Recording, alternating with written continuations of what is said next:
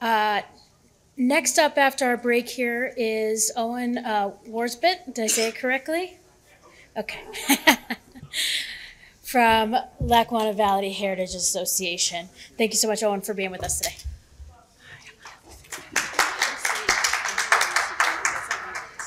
While Owen's coming on up, I'll just mention again the microphone is up here for anybody who's joining us now. Microphone's up here. If there's questions, we're going to leave time for that. Dana is going to be holding up signs to warn on time. If you just arrived and you're speaking today, if you could just check in with Frank, just to make sure we have everybody here. Because if people are not here yet, we move our schedule around. So just check in with Frank, please. So thank you so much, everyone. Okay. Good morning, everyone. My name is Owen Worsbit, and I work for the Lackawanna Heritage Valley National and State Heritage Area. And I know I missed some of the earlier presentations, but I wanted to just mention that the mission of the Heritage Valley is to facilitate community action in the preservation, promotion, and development of the region's history, cultural heritage, and natural resources. Today, I'm asked to speak a little bit more about the infrastructure and the importance of infrastructure on the Scranton community. One of our main focuses as the heritage area is to facilitate partnerships and to preserve the physical character and economic vitality of the communities in the Lackawanna Valley. So why am I here today? Primarily to talk about the improvements to quality of life through improving our infrastructure in the city. We've done this through different community pride initiatives, and our main focus is one of the main projects of the Heritage Valley is the Lackawanna River Heritage Trail. The Heritage Trail sees an annual visitation of 450,000 people. Now that's across the whole trail system. But in the city of Scranton, we do have a bulk of those visitors using the trail on a daily basis to come out and use it for recreation, transportation, special events. So the city of Scranton has 7 miles of trail in the city in different stages of development. There are about roughly 3.5 miles that are paved, 3 miles that are grass, and then there's a half-mile dirt section. One of our main focuses is trying to connect all of those sections of trail and then expand beyond the city of Scranton. We feel that this is very important because you can see the benefit when you look at other communities that have developed trail systems. And the quality of life is just overall much more benefited from the trails and having access to public, to the different transportation corridors. We have the main trail system which runs along the Lackawanna River, but we're also looking to expand and create better connections to the downtown, better connections to the neighborhoods. We're looking at developing a trail coming up Roaring Brook, which will take people up to Naog Park. If we can connect Naog Park to the Heritage Trail, there's just so much opportunity to engage with people from the different communities and just encourage people to live overall healthier, better lives by getting out and walking. I rode my bike here today. I don't know how many other people rode their bike here, but if we can just come up with better plans. We already have done the downtown bicycle pedestrian plan. It's something that we were engaged with the city over a 2-year period where we identified a lot of the barriers and a lot of the obstructions with creating a more bikeable, walkable downtown. If we can start implementing some of the findings from that study, I think that as more and more people move to the downtown and more people move to Scranton, they're going to find a much more welcoming, pedestrian-friendly community.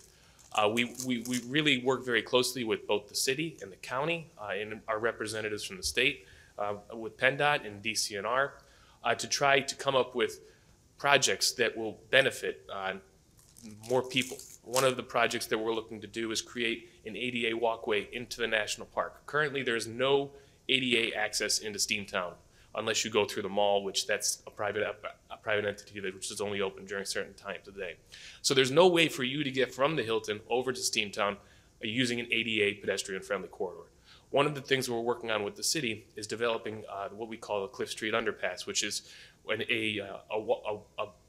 be a bikeable underpass into the national park site from the Lackawanna County Multimodal Center. We're working on this with the city, and the county, and the National Park Service, bringing everybody together and working as a facilitator to try to open up some of these corridors really makes the city a much more friendly place to want to ride your bike or go for a walk or commute different places, not having to rely on your car. And I just wanted to end here with, we have a lot of projects that we are working on, and we are always looking for more funds to help us open up and develop more sections of trail.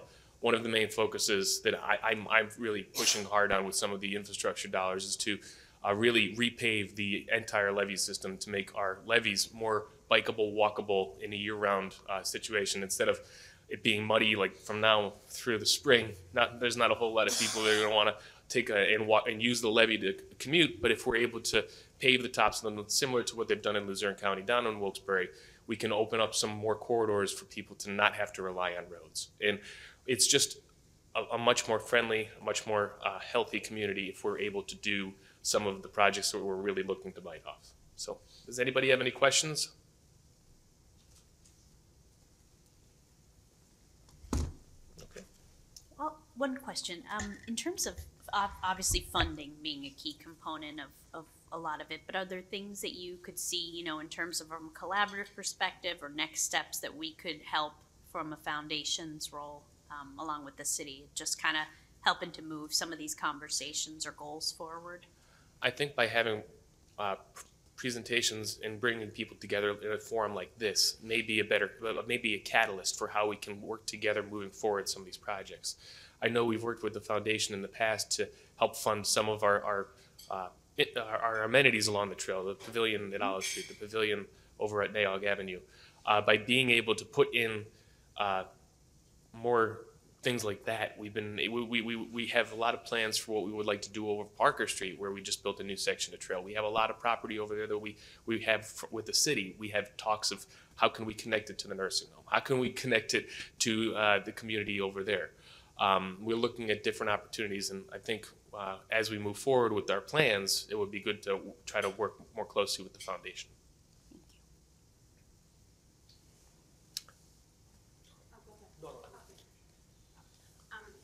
Hi, Owen. Thanks for coming. I have a question in regards to the unhoused that may live around the trails and whatnot, and what your partnership, what that relationship looks like, and how, like, we as a foundation and other social service programs in the city can help if that is I don't want to say an issue, but if that's awry, like, how can we help assist those that you may see on the trail that are unhoused? One of our biggest problems is public perception. Is the trail safe? We do have a large homeless population currently living along the Lackawanna River, primarily between Olive Street and Lackawanna Avenue. We've been working with the city on trying to clean some of these camps up, because what we've been seeing now the weather is getting a little colder, some of these homeless people may have moved along. Well, their stuff still stays here. So you have a lot of camps that are abandoned, but to the general public, it may appear that there's still a lot of people there. As far as what we can do moving forward, there's a lot of advocacy groups out there trying to work with the homeless. I don't know if having a more concerted effort in trying to actually focus on and fix the issue at hand. We have people, there was just a story about the Knights of Columbus who came and gave all these people coats down at the Mission. Well, half those coats are under Lackawanna Avenue now. It's just people trying to put a Band-Aid on a much larger issue that, I cannot solve by myself. But if we maybe work together in a larger capacity with the community, with the foundation, with the city, trying to address some of these issues, I think that would go a long way. And it's really just, again, it's a convenient spot for them to live because of all the social service facilities along that corridor. But it's something that we know is an issue, and we definitely know that from the general perception from the public, it's a concern. One quick follow-up. Do you think that impedes people from using the trails as much as they should be using them? Different sections, yes. If we had less homeless people living between Lackawanna Avenue and Olive Street, I'm sure there would be more people using it. If we didn't have people under the pavilion down at Olive Street charging their phones all the time or camped out along the levee, I think that we would have more people using it. We do see a lot more people using it from the 7th Avenue parking lot by the Sunoco down to Taylor, and obviously other sections that are not in the city. But there's definitely some downsides to that whole corridor, especially Olive Street is really the primary location where we host a lot of our 5Ks. It's where the different community initiatives that use the trail, all those started at Olive Street. And if we don't work with these different groups, then we're underutilizing the whole stretch of the trail. Sorry. Is anybody else? All right. Thank you very much.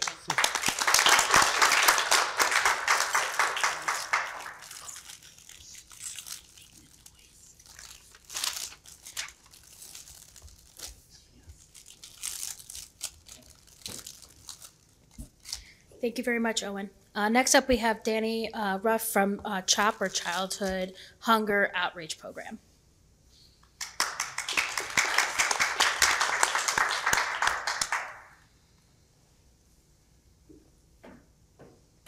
Didn't even fall or trip or stumble. Okay. Hi, I'm Danny from CHOP, Child Hunger Outreach Partners, and we are a baby nonprofit. We're brand new. 2019 is when we were founded. And we started serving 45 kids with the backpack program in Bradford County. COVID hit, and at that time we were serving around 1,000 kids in Bradford County, and then when the pandemic went into full swing, we ramped up to 20,000 kids a week. So currently serving 20 to 30,000 kids a week in 14 counties throughout northeastern central Pennsylvania. But I'm really excited because we are moving to Scranton, and my board's going to be really mad that I just let that leak. So shh, we're all friends here. Don't tell anybody. But in the next few weeks, month-ish, you'll see all sorts of news about it. But, you know, we're new here. We're not new in what we're doing. But I just want to say that, you know, it's really exciting to hear everyone talk about their passions and what their projects are that they're working on. And it's really great because, you know, I'm listening about housing and I'm like, oh my gosh, that's a terrible problem. We really need to fix that. And then I'm listening to the bike trails and I'm like, man, I really need to get a bike and I really need to be on that trail. And he's right, we need to pave that. And, you know, everyone's got these passions and we want to work on things, but none of us in our bubble, right? We all have to just work together. And so when I think about what CHOP does and how we're different, we're not any competition to anybody. So when we come into an area, it's purely collaborative. So we partner with the schools, we partner with the Head Starts, we partner with the library systems, we partner with, let me just make a note. So Breadbasket, we're talking about some partnerships there on how we can use our fleet on our down days to make deliveries potentially of their food. So just strong collaborations, sharing resources. The library network here, all the way across PA, we've been in library networks. Outreach had a summer camp, so we provided food to their camp program. So instead of each organization having to do the entire piece of sourcing food, tracking food, paying for food, reporting back on food, let them do what they do so great, and then let the other groups do what they do so great, and mirror them, like layer them, so it's just not duplicated effort, duplicated resources, that kind of thing. So we're not trying to recreate any wheels or any programs, and so we won't be here making children's programs. We won't be here doing summer camps. We won't be doing any of that. But we do partner with the city and go to their pop-ups in the park and provide food. We do partner with WIC and Maternal Health Services, and they deliver our food to their clients. We do go to their events and hand out food at those events. So just being where the people are, because as we've all talked about, transportation is always the biggest issue. People can't get there. So if we can be where they already are, save them $5 and a couple hours of their time and figuring out how they're gonna get on the bus to where they need to be and be there with the food, then it's one less thing that they have to carry around with them. And I'm fast, so if you guys have any questions for me, I'm an open book. Danny, can you talk a little bit more about the need for collaboration across bubbles? So I know food is the focus and food for children, and I know that you've joined Food Policy Council, but talk about this need for collaboration across the trails, across these housing crises, and how important and valuable it is to kind of take that full-fledged approach to move forward. Right. So initially, my mind had thought, we have to wrap our arms around people and give them everything they need and that whole, full service support, so they don't have to go here and there and everywhere, right? And that's absolutely a great way to help people. But at the same time, maybe one agency isn't the best to do all those things. Let the housing people specialize in the housing and me provide the food, or whoever provides food. It doesn't have to be a fight. But the collaboration, I think long gone are the days where money is unlimited and help is unlimited, and we really have to be careful about that. So one of the things that Megan had brought up in a conversation that we had all had together was, I need translation services, but I don't need it enough to hire someone full-time. Breadbasket has the same need. Megan has the same need at Friends. So, chunking that down and maybe sharing it between 3 or 4 agencies where we can all have, I only need a quarter of that person. I don't need the full person. And so it just will make things so much easier. And, we have a fleet that we don't use all the time. There's many days where one or both of our vehicles sit for the whole day based on when schools want their deliveries. And so if we can share our vehicle and help another agency deliver or pick up or transport or whatever, then they don't have to buy a van, insure a van, all that kind of thing. So just, if we all sit down together in maybe small subgroups or a huge group and just say, look, I have every Friday, I don't need to use my vans. Who has a need for that type of thing? It's just gonna free us all up to do more of what we do so well. I'm also glad you brought up the living wage, because it's a conversation that I had with my team when COVID hit, and the big companies, even McDonald's, was, hey, we'll pay you $18 an hour, we'll pay you $20 an hour and free tuition reimbursement. And I had to sit down with them and say, look, I can't compete. I'm a 3-year-old nonprofit. We are trying to feed every person.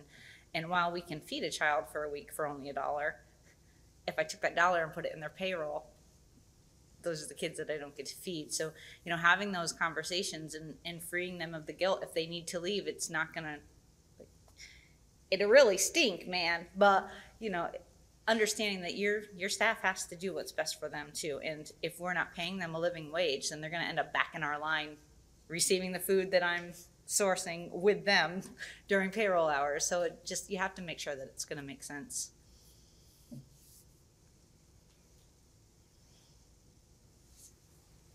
Thank you. Good? Okay, thanks.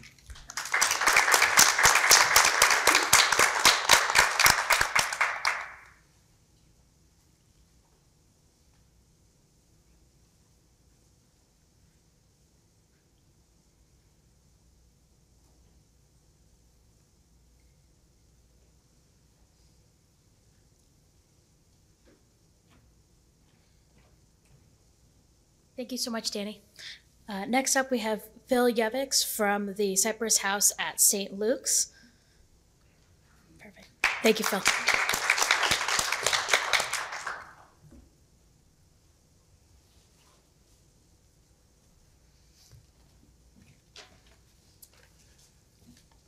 Good morning. I am really tempted to do an homage to Nancy Pelosi and just rip up my, because my heart is full listening to the folks this morning. I knew most of you, I guess, but what's been abundantly clear so far is that folks are not quoting statistics from some report. They're sharing stories from people they know. And it's obvious that they are amplifying the voices of people within our community and the various needs that are there.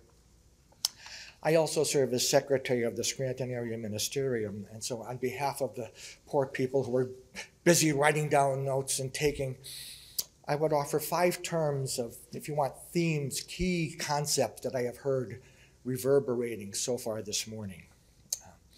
Communication, cooperation, accountability. Accountability has to be based on transparency, and advocacy. As we move forward, I think those are various themes that can be really useful. So what's that got to do with Cypress House? The mission of Cypress House is to provide hope, employment, and vocational training and support to previously incarcerated men and women. And so the group that I hope to speak for today, to give voice to, are those who are now or who previously have been incarcerated. And the core of my message is pretty simple, and it's something else that I think has reverberated throughout the day. This is a fundraiser from Father Greg Boyle, Homeboy Industries in California, that just happened to arrive yesterday. And I'm sure you can't read it, but it says, "There is no us and them. There is just us." And that's another theme, I guess, that I have heard reverberating through the various presentations so far this morning. And it is at the core of the mission, and actually the vision of Cypress House. So if I could read from the rather pretentious language that we really stole from Father Greg Boyle, who was a Jesuit priest who's spoken here in Scranton at least I think three times. But the vision of Cypress House is that we hope to live more deeply into God's call to seek and serve Christ in all persons, respecting the dignity of every human being through a lived kinship that believes each is exactly what God had in mind when God created us. So while on the one hand, the people I hope to speak for are the previously incarcerated, in a deeper sense, our target audience is every resident of Lackawanna County. The previously incarcerated, those who are currently at the Lackawanna County Prison and the various state institutions that surround us, they need what we all need. And again, that is in the concerns for your staff. We need a place to live. We need a decent place to live. We need an opportunity to earn a wage that will enable us to provide for our families. We need opportunities to be engaged in our community where we can give of our own talents and abilities to create a better life for all of us. I was born and raised in Scranton. I was away for 10 or 15 years, but raised my family here, and it's a great place to raise a family. The strong sense of community is one of the strengths that Scranton offers. The obstacles that are faced by the returning citizens, those who have been incarcerated, they're the same obstacles that have been reflected in the various other constituencies that you all serve here. But there is a bigger one that, again, we all need to address, and that's that sense that the people who've done time, they're not like us. Those of us who have been privileged not to have fallen into the criminal justice system. Breaking down that sense of us and them, recognizing that we are all in it together. What Father Gregory Boyle spoke of as expanding the radical circle of kinship. We're family. It's unfortunate, perhaps, but we are at a time in our society where there are very few of our families who've not been touched, certainly by substance abuse and its various manifestations, by mental health issues that are much more prevalent than we've been willing to recognize in the past, and by the involvement with the criminal justice system that so often substance abuse and mental health issues thrust someone into involvement with the criminal justice system. So we are at a point where there are relatively few members of our society, our broader community, who've not been personally touched by the inequities and the injustices of the criminal justice system. What Cypress House aims to do is to provide employment opportunities to those who are coming out of prison so that they will be able to learn a marketable skill to transition into jobs that can provide a family-supporting wage, and that as they are doing that, to provide the supportive services that they will need to be able to be successful. And to do that in the context where they share their stories with us so that we can also grow together to actualize our potential to become a more productive community.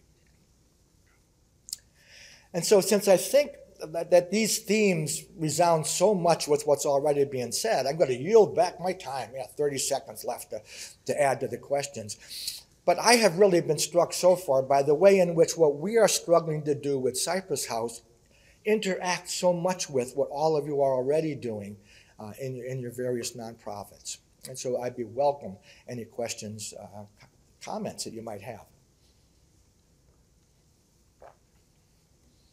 Or not.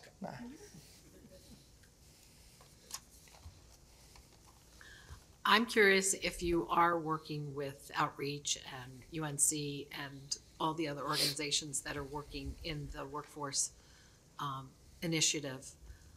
Are you already collaborating with them, or is that something that you could build on? Yes, in the sense that we certainly could build upon it, but we just had an open house last Friday at St. Luke's, and Laurie Chaffers had come and spoken. But another group that we sponsor is peer-to-peer, so formerly incarcerated folks acting as peer supports for people as they come out of prison. St. Luke's hosts that gathering twice a month, and Laurie had come and spoken to that group 2-3 weeks ago, somewhere in the last month.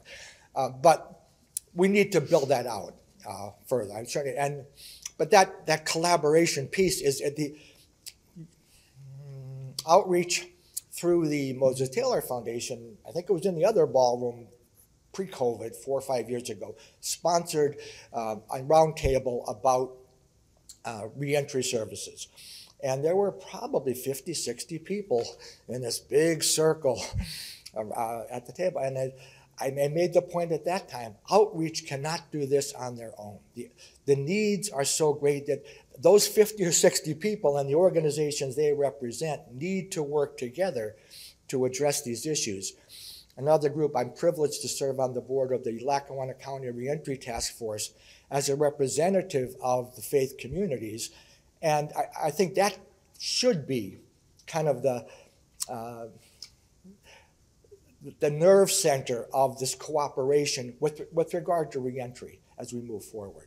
And they normally meet on the third Tuesday. We've been meeting by Zoom since COVID. We've not resumed gathering in person. Ideally, we will resume meeting at Outreach when we do meet in person again. But certainly be aware of that. And it's a Zoom meeting. You know, who doesn't need another Zoom meeting in their life? So feel free to join us.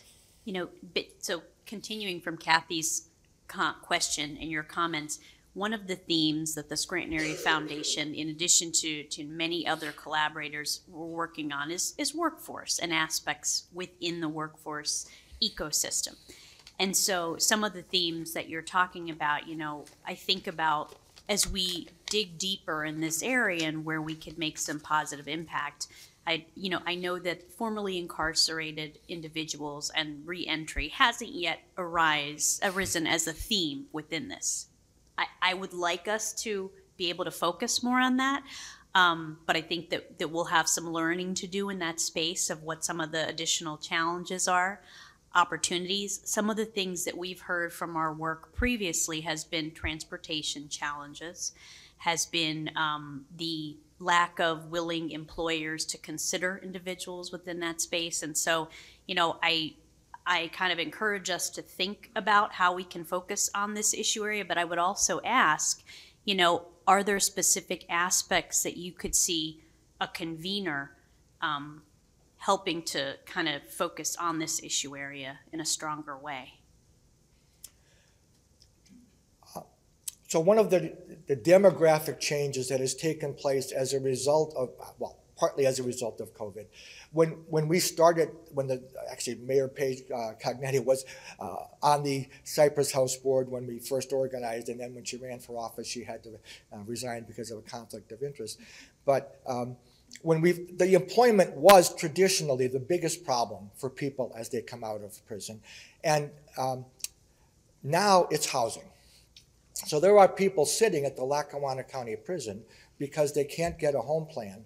There are people sitting in state institutions because they cannot get an acceptable home plan of being able. So they've served their time. They're done. They're not, but they have no place to go. And that's just unconscionable.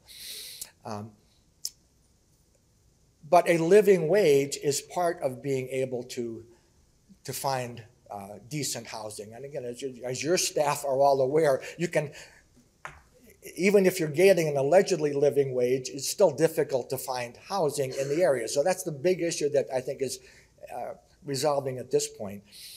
And Monica, we're telling people now, we do a group at the Salvation Army twice a month about people who are about to be released from their recovery program. We can get you a job. Again, 3 years ago, that was not the case, but employers are reaching so deep into the potential pool that a convicted felon can walk into a $15, $16 an hour job now if they can get there. And so having housing which gives you access to the job is the biggest obstacle at this particular point in time. Ideally, it will change, but. So it sounds like housing, secondary transportation, secondary. At this point in time, yes. Okay, thank you.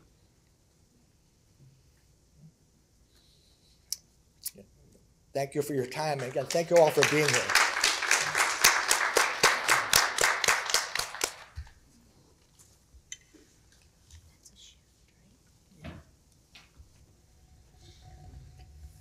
Phil, thank you so much. And thank you also for helping to provide summary. I know Frank was typing rapidly as you as you were talking. One of the things we discussed actually yesterday in our staff meeting about how we wanted to prepare for what do we do with this information is not only sharing out the recordings to everybody, but also, maybe creating word clouds or visuals that show, where are the major things that we can do, because it is about turning words into action for us. So next up we have Peg Ruddy from Women's Resource Center.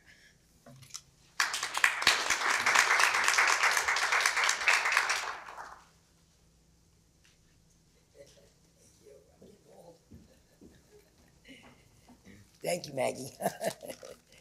Good morning. My name is Peg Ruddy, and I'm the Executive Director of the Women's Resource Center. I'm proud to say that I've been affiliated with the organization. It's coming up on 38 years. So I've seen a lot of growth and change and obstacles turn into opportunities. It's good to see you, Phil. And also, a vision about what we're going to do into the future. So the mission of the Women's Resource Center is pretty simple. It is to end domestic and sexual violence in our communities, and we do that through direct services, education, advocacy, and social change. And so we really work day to day, and we've expanded actually beyond survivors of domestic and sexual violence. We've also started working with human trafficking task groups.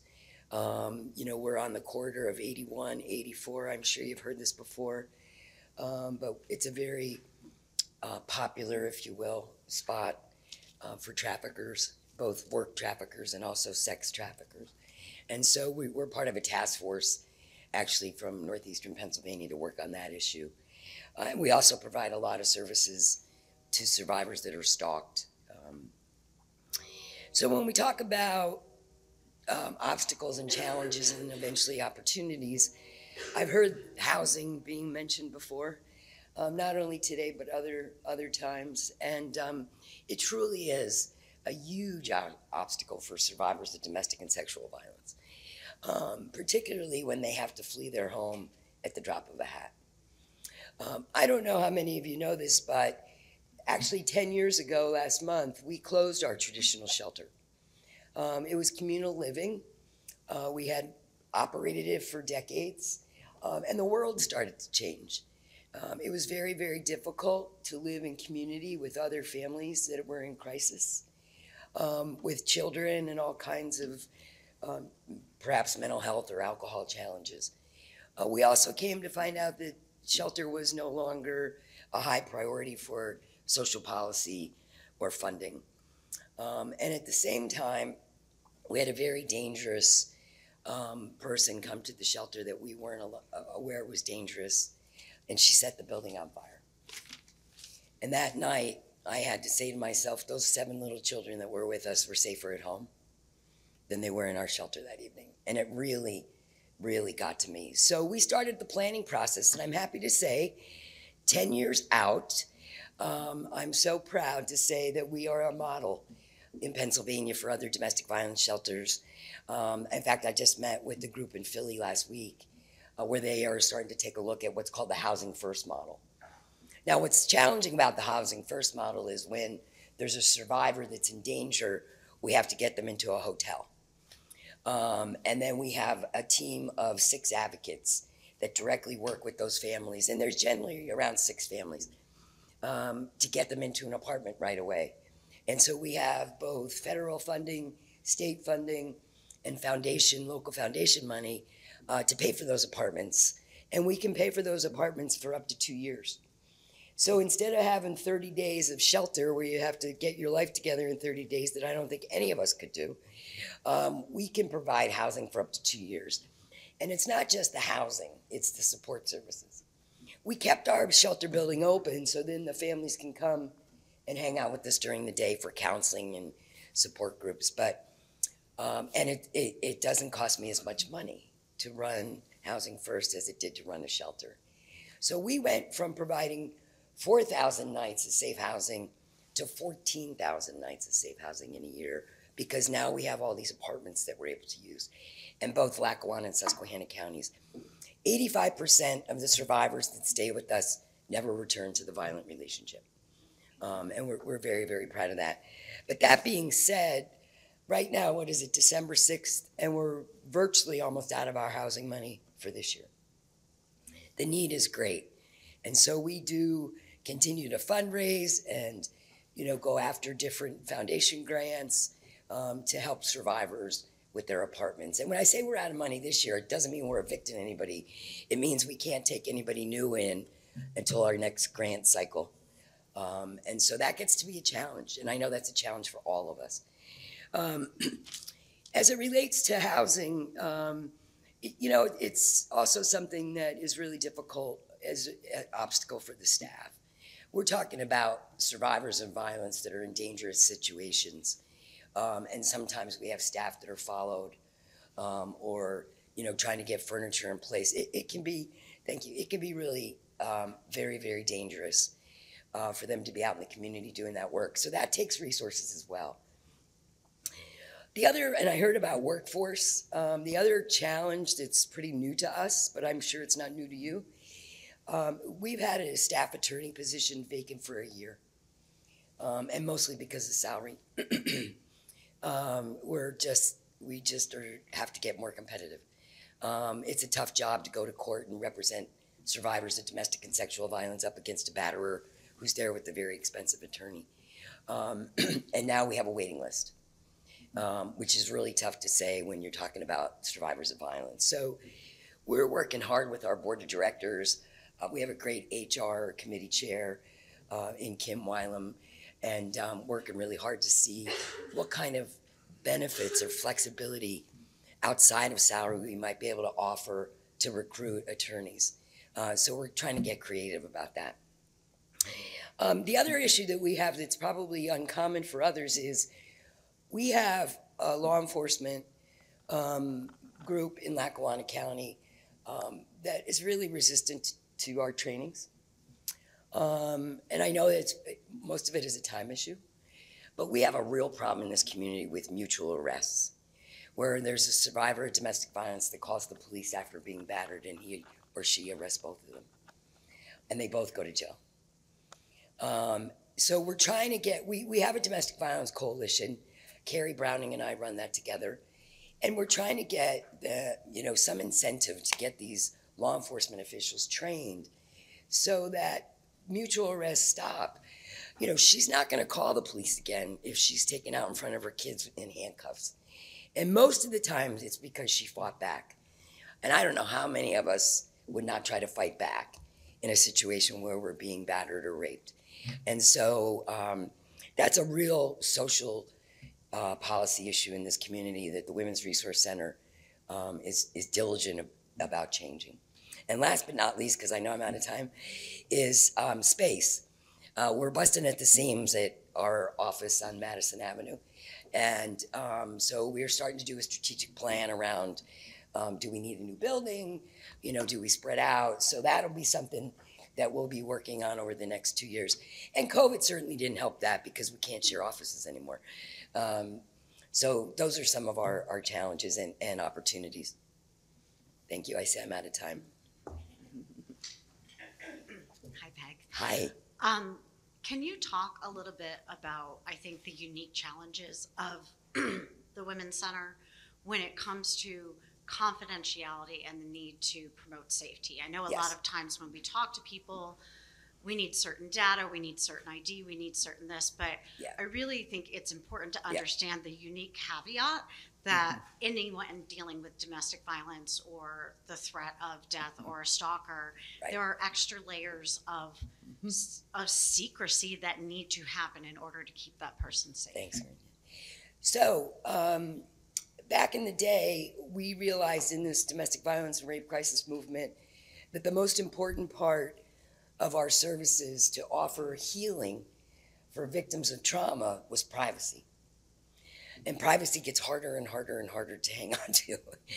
But in the United States, through the Violence Against Women Act, which was passed in the mid-1990s, it's actually unlawful for us to share any data outside of aggregate data with anybody. Also within Pennsylvania, it's unlawful for us under Pennsylvania state statute to share any information about domestic violence or sexual assault survivors without their express written permission. So that inhibits us from participating in HMIS. It also has a downside because we don't often get to share with the community then really the level of violence, but we do offer numbers and data. We have perpetrators of domestic violence in every job in this community.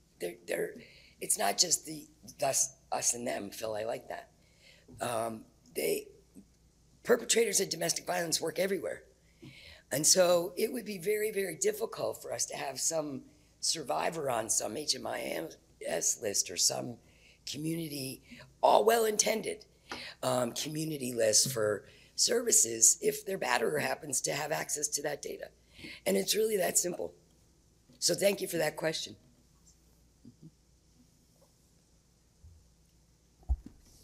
Any others? Yeah. Hi, I have a question. Can you explain a little bit more about the barriers that you're facing with the officer training, and what the officer training probably looks like ideally from your standpoint? Yeah. So, of course, police officers are worked, and there's not a lot of extra time in their day. So let me just put that out there.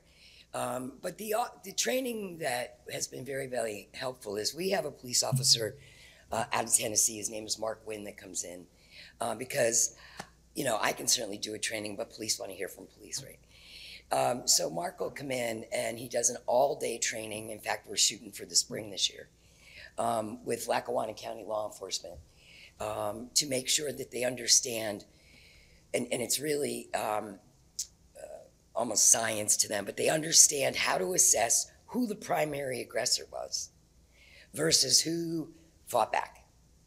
So if they both end up with scratches, it doesn't mean that she was or he was, we serve all kinds of survivors. It doesn't matter on their gender, primarily women, but, if we can train the officers about who's a primary aggressor, and then they follow that investigation to where it leads, that is very, very helpful. So once we get that date pinned down, if anybody's interested, we're shooting for the spring out at Marywood. So to help with some of those barriers you're facing in that regard, is it in some ways a funding barrier that officers need to be comped for time to do this? So I ask that because is that a solution for funders to come in and say, okay, that's one way to help augment that barrier? Yes. The pay, so that isn't a burden on. Yeah, that would be extremely helpful, Laura. Yes. Yeah. And, it's something that has to be ongoing then as well. It's sort of like, not that once and done. The other thing I forgot to mention that I just want to take 10 seconds to do is one of the most successful projects that we started a few years ago is our teen dating violence prevention program. So we're out in just about every school in Lackawanna County now and 3 in Susquehanna, doing a 10-week program on how to teach young adults from 7th grade up to 10th how to have a healthy relationship. And what are the signs, and it's very, it's a 10-week, it's very comprehensive. But as of January, we will have saturated our staff. So we're going to be looking to build that program. We have 3 full-time staff and they're booked. And it's just a marvelous program.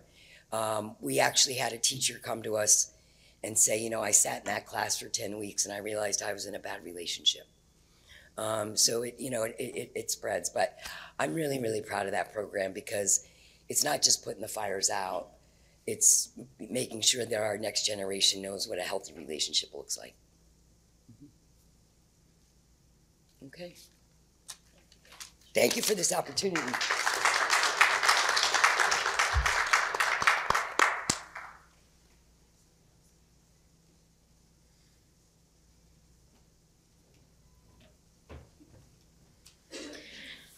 Thank you so very much, Peg. Very powerful.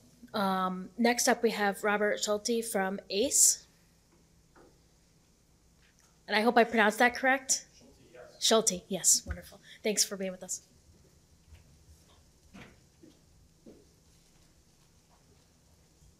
Good morning. And my name is Robert Schulte, and I'm representing the Agency for Community Empowerment. My role at the agency is Program Coordinator for a Workforce Initiative.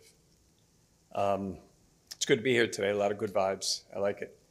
So the mission of the agency, like many of the agencies that are out here today, is our job is to help individuals, to assist individuals with the programs that we offer specifically. Also, to continue to build relationships with the community partners that we have here today so that we're able to assist our clients in the best way possible, because our agency does not have all the answers. Your agency doesn't, so the communication that we're hearing about today, collaboration, is doing the best thing for the individuals who are sitting in front of us. So the programs that we have under my umbrella with the agency specifically, again, is workforce. So, basically we could help individuals we service individuals in Lackawanna County, low income individuals. So we help them to get back into the workforce and or get into the workforce. We also have a program where we can assist them with a ride to work and from work back home if they do not have a vehicle. Or if they have a vehicle that is in need of repair, we'll have this program back again in January of 2023, a vehicle assistance program to help them to do some repairs on their vehicle. We also provide, like many other agencies that I'm running across, with skill training as far as your basics, entry-level skill training to help them to get in the workforce, be it a basic computer class or maybe some resume building, or just sitting down with them and going over their interview and practicing on that. Some of the barriers and challenges that have been mentioned, fall under our agency also. With the pandemic, obviously, a lot of areas, retail, wholesale, agencies, money have been affected. So prices have increased, and that falls back on, the common man and woman, families. However, our clients that we deal with, it even hits them even harder. So what we're trying to do is, take control of the things that we can't control, because obviously that's something we have zero control of.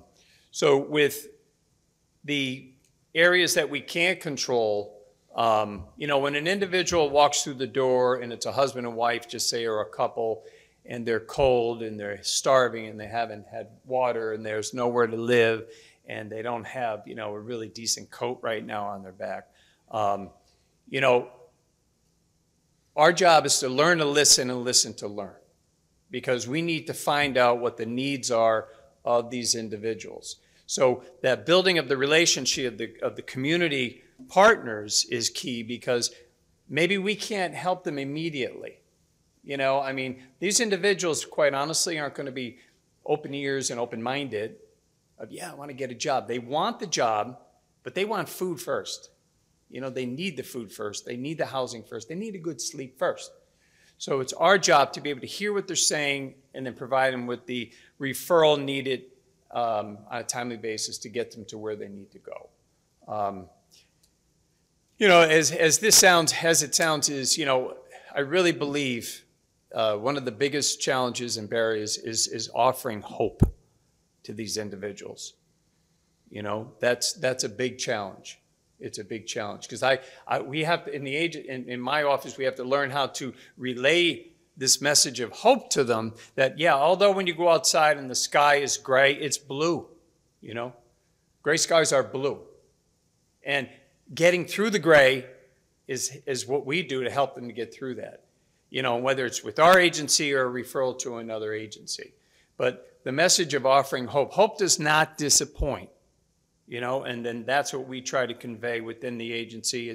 It's something that I've been working on many years. And I'll tell you a quick story. This young girl comes into the office, little tiny thing. And she says, you know, can I get an Uber? I have a job interview. Now, way back when, we were offering Ubers for this service. And I said, yeah, sure. I said, where could I pick you up? Where could we send it and pick you up? And she goes, well, I guess, you know, down near the bridge. And I was like, expand. I wasn't sure. And she went on to tell me she lives in a tent underneath the bridge. And I was like, whoa. I mean, I got chills right now. She gave me hope that day. You know, she gave me hope. This young girl, tiny little thing, you know, looking for a ride to go to work, to get to work, you know, for a job. And, you know, she knew the sky was blue. You know what I mean? She knew it. Today she upgraded to a bedroom apartment from the tent. And then she has an apartment, and now she has 2 children. She came in the other day. I couldn't believe it.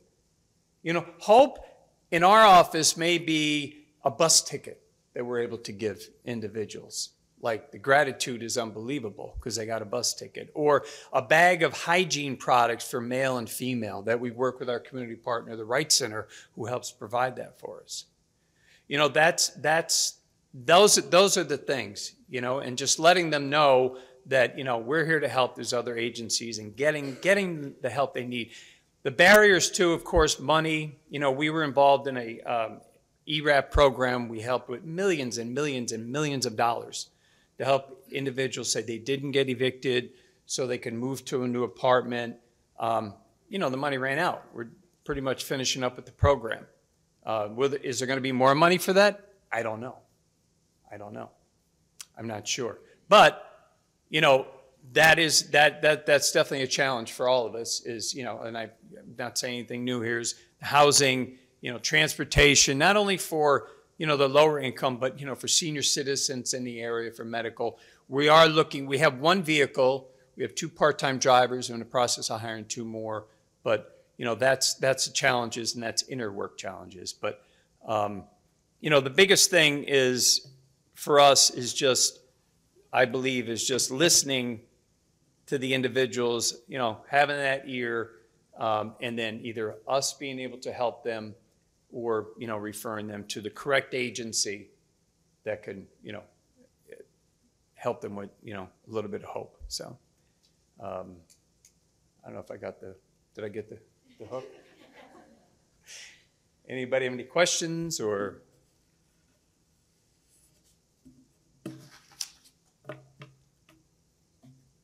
Good. Thank you. Have a nice day.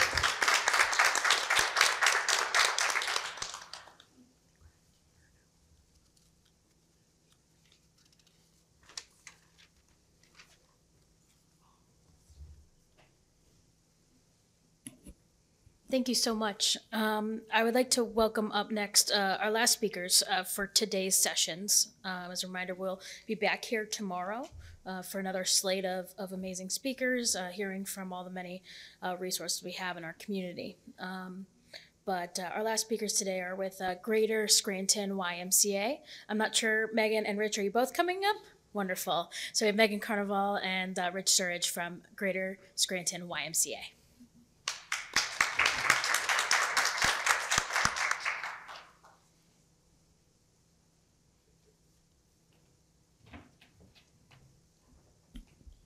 Well, good morning, everyone. I'm here to talk to you about the challenges and things that we're seeing in our childcare area. Childcare, if you don't know, is a very large problem in our community. We are currently on a waiting list of about 50 to 60 kids, and the phone calls come every day. Over the past 6 months, we were able to open 3 additional classrooms, which will serve over 30 kids. Currently, we have over 160 kids per day in our care in the Greater Scranton YMCA, and we are trying to find a way to repurpose different areas of our building, or maybe using the area where Friendlies used to be to provide more childcare. Some of the other challenges in childcare, just like some others have mentioned, is wages. We have increased our wages for our childcare workers. It is still very competitive, and it is hard to find employees. We currently have over 20 full-time employees in our childcare.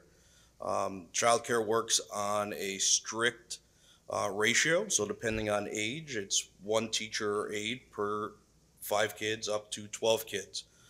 So along with space challenges, there is also a challenge with finding staff in the area. So we do have some plans. We're working on a couple things. One of the other things that we did add this year to our childcare is we are now providing meals. So we provide breakfast, lunch, and the snack to all the children that are in our childcare services.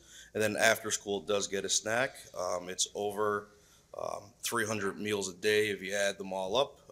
Breakfast, lunch is counting 1 each, and then a snack. So there's many challenges in that childcare area. One, hunger. One, workers trying to get back to work and needing an area for their kids to go. We talked to Bob Durkin a couple weeks ago when we found out that Friendlies was closing, and we're discussing some of the challenges that are out there for parents. So it is a large concern in our area. A lot of employers have reached out to us, seeing if we have spaces.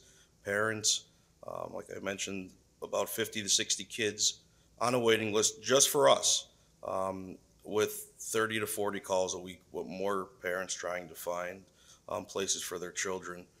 And inside the daycare, the other area is infant care. Many child care services do not provide services for infant care, so that would be 6 weeks up to 1 year.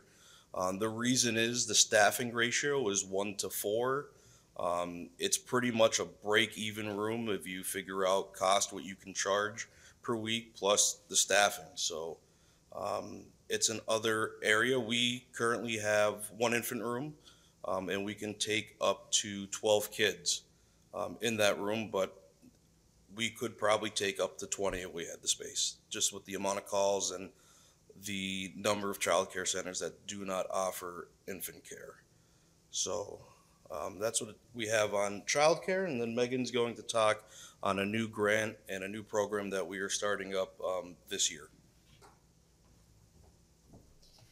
So a lot of people still think about the YMCA as that typical gym and swim facility, and as Rich mentioned, we have a very robust child care center serving kiddos 6 weeks up through entering kindergarten.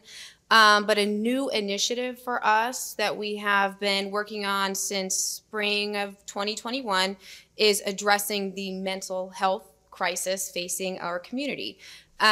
This all kind of came to fruition through the earmark grants, typically known as earmarks, now community project funding. So we have been working very closely with Congressman Cartwright's office beginning in spring of 2021 through current date on an approximate $1.8 million grant. That is a collaborative effort between the Greater Scranton YMCA, serving as the lead Y, and help me if I'm forgetting one, Greater Carbondale YMCA, Wyoming Valley YMCA, which is inclusive of Wilkes-Barre and Pittston, Freeland YMCA, and Wayne County YMCA. So there are 6 YMCAs involved in this collaborative. And the purpose of the grant is to address the mental health crisis that was really magnified as a result of the COVID-19 public health emergency. Our YMCAs are in a very unique and beneficial position to our community in that we collectively serve more than 30,000 community members of all ages, and we have been seeing just very, very concerning behavior issues in our child care kiddos, summer camp, school age, starting much younger than you would typically think. So this grant is going to be a holistic mental health menu of services, if you will. And again, we're in the very infancy stages. We haven't awarded the funding. We did hire our program director. From there, each collaborative YMCA will hire a program coordinator, and then from there we're going to work with a PR agency to get the word out to our community. But we're very excited about it. So we're talking about things in curriculum that we will incorporate intentionally into school age programming, discussing substance abuse prevention, trying to get conversations one-on-one with our kiddos to see, how are you doing? What are you experiencing at home? Really just unique approaches to that. The YMCA really serves as that third place. There's your home, there's your school, and then we can be that unique safe place for those kids. A really fun part of this grant is wraparound services. So we built into the budget leasing vehicles so our staff can reach those community members that may not have access to us. So we'll be offering individual therapy, group therapy. We'll welcome a whole bunch of partners. One of the partners that we have just signed with is NAMI. We're very excited about that. So it's a new venture for us. We're by no means an expert in the field. We're trying to pull together experts within our community to serve those members of our community who very much need services but might not want to, pick up the phone and call a therapist for financial reasons, whatever that might be. They might be much more comfortable entering a YMCA facility saying, I'm going to take a stab at art therapy, music therapy, some of those really fun, unique ways to get people feeling more comfortable. So it's something that we're very excited about. If you guys have any questions on that, childcare, any other YMCA services, we're happy to help answer them. Thank you. Thank you on presenting both childcare and the behavioral health piece. One of the themes that we see, from a foundation perspective, from the city perspective, I believe, is just the need for, enhanced collaboration around childcare and looking at, shared service opportunities for investment, where the gaps are, assets. You mentioned infant care and the ratio of staff for that and the cost implication of that. If you were to say, okay, some of the things that you would like to see, would it be just investment in personnel to be able to offer these services? Are there other things that you would like to see, funders, collaborators do around the child care issue, or perhaps even just the infant care? Sure. So anything along the lines of grants towards being able to pay staff more so we can make it more affordable, scholarships for parents, so that would lessen the cost. Really anything along those lines. We're working as a Y nationally and through the state to help try to change some of those ratios, just because of 1 to 4. You got to have one staff member, and depending on what you're paying, you can't charge $400 a week for infant care. It's already expensive where it's at. So anything to help lessen the cost for the parent bringing the kid, or something to help a provider be able to cover those costs through either grants for wages. Wages are the large driver for for infants. And most childcare, it's wages or benefits. So I mean, either one of those sides, I mean, for us, and I think a lot of childcare centers would work. But that, I mean, I think that is kind of what people are looking for, some way to make it affordable and then also pay their staff a wage that they could be competitive, and not only be competitive, to get quality staff. I mean, you don't want to just put anyone in a room. You want to make sure you can get someone who's qualified, who wants to be there, who enjoys, working with children. So that, that's the other part too. I think, one of the things, I don't even know if this is on, one of the things that we've heard a lot today are, what can we do in terms of, thank you, of our role from a community foundation as stakeholders in the community and playing a role in advocacy. And advocacy is a new space in some ways for nonprofit organizations and for community foundations in general. And we heard today from Gary Drapek mentioning about advocacy for a living wage, advocacy for multi-use mixed housing, advocacy for increased wages for childcare providers. And one of the programs at the Scranton Area Foundation is Women in Philanthropy, and childcare is one of those areas. So, I bring that up because I think that there's a willingness, but we don't necessarily always know the best way to go about how to be effective advocates in that way. So if that's something that we could be of value or of use, we'd welcome that conversation. Yes, definitely.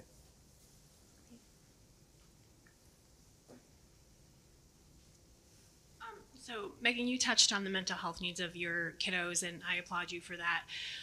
Are there any other post-COVID needs you see that these children, besides behavioral and mental health needs, could be supported by, since you have them for a large majority of the day?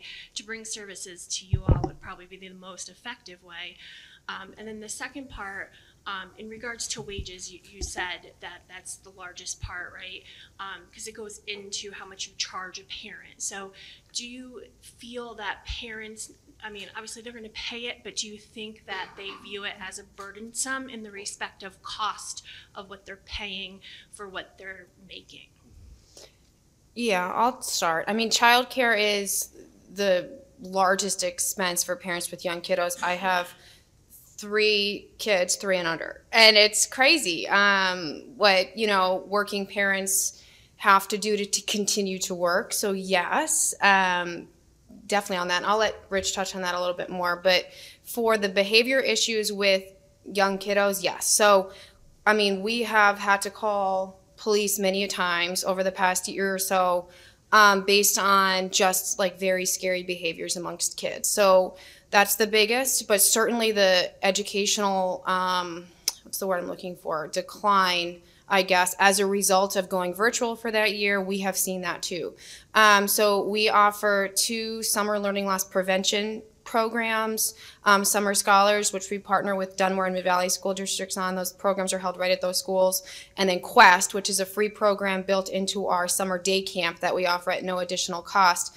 And those programs are EITC approved, so we get tax credits for those. But they are most certainly, more important than they have ever been the past couple summers, and they continue to be just because of the decline. Like those programs, we offer pre and post tests, and the results in the post tests are always like wonderful to see how the educational gains kiddos get. But what we've seen the past couple summers are the pre-test scores are much lower than they had been. So that's a definite concern of ours.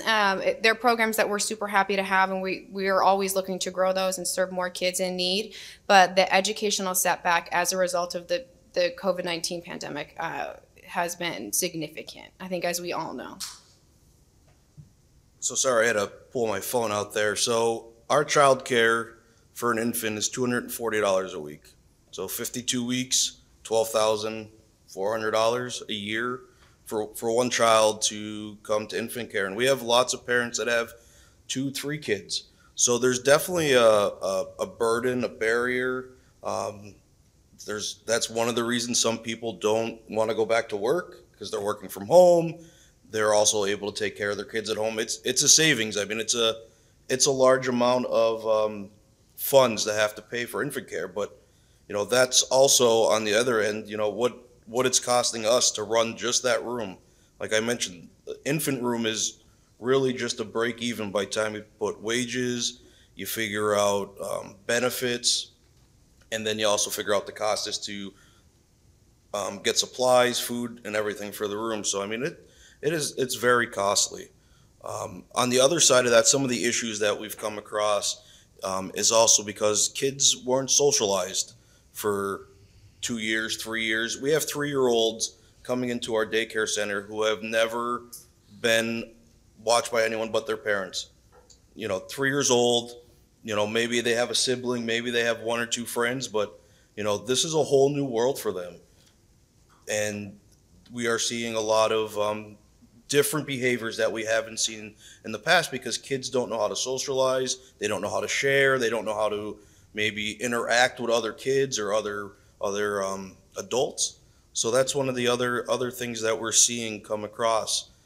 We've seen behaviors this summer that we've never seen before. I've never had to call the cops before on a camp kid. I've been at the Y 15 years. I called the cops 4 days in a row for 4 different kids.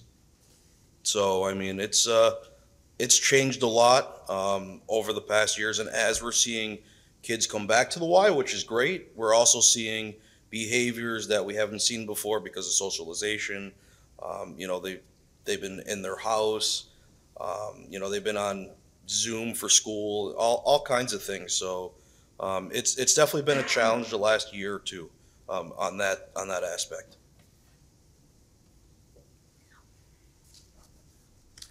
Yuns have been involved, both the YMCA as an institution and you guys personally, in the development and now the implementation of the Senior Isolation Coalition. And could you speak briefly about that so others are aware of it? Sure. So senior isolation is one of the other things that we're working on, with the United Way in that. So we're trying to find ways to help seniors from being isolated and being at home. One of the things that we're doing is running different types of classes. We're holding a senior luncheon next Wednesday.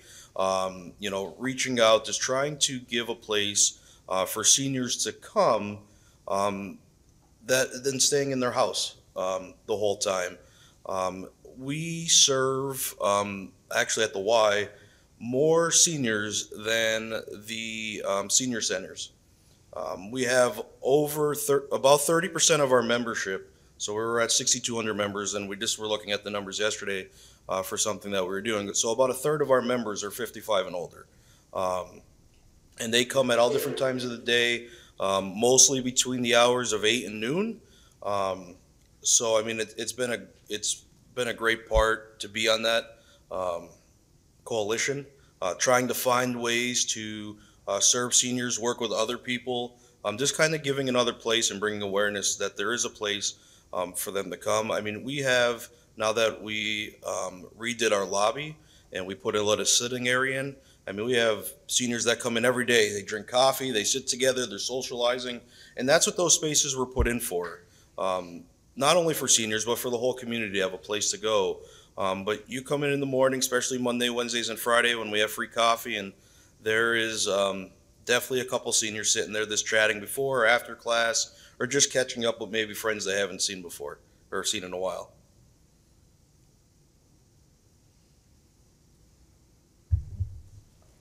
Thank you. Thank you.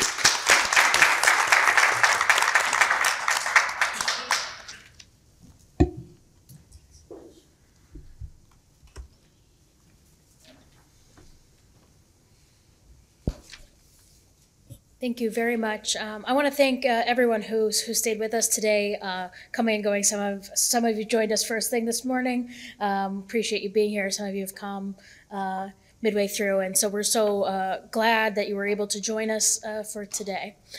Before I turn it over to Laura for a formal closing, I want to also give our friends at the City of Scranton opportunity, if they'd like. No pressure, but if they wanted to say a couple of closing words before we wrap up today and look forward to tomorrow. No biggie if you don't. I just wanted to thank everybody that is here today.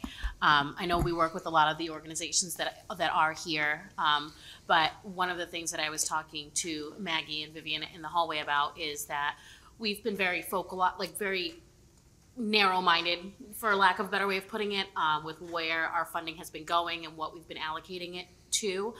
So we are very thankful for everybody that was able to come and kind of just tell us what else is out there that we are missing. So that lends a lot of clarity into what we are going to be doing in the future. Thank you, Selena. Appreciate it. With that, I'll turn it over to Laura, who will close us up for today, and look forward to tomorrow. Very, very brief closing.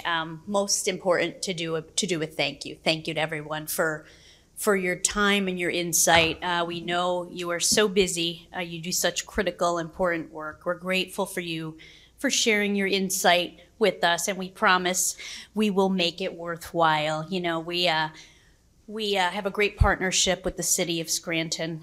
They are a very, very engaged team. We're a very engaged foundation team. We have a very generous community. We have a lot of strong collaborators.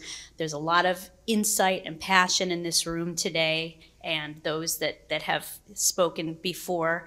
I know tomorrow will be a very insightful day as well for our part 2. We welcome everyone to come back, join us for that. But I think, you know, we heard loud and clear that people like to continue to discuss the issue, but we really need to sit down and start to identify and implement, and start to move in specific areas. And so, you know, we're absolutely committed to doing that.